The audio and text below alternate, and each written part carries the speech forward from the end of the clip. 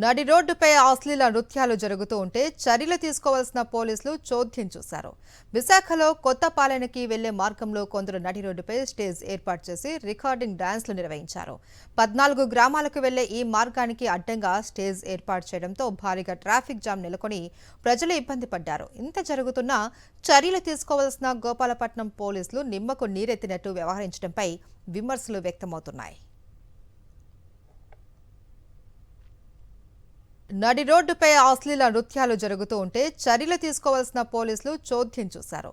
విశాఖలో కొత్తపాలెంకి వెళ్లే మార్గంలో కొందరు నడి రోడ్డుపై స్టేజ్ ఏర్పాటు చేసి రికార్డింగ్ డాన్స్లు నిర్వహించారు.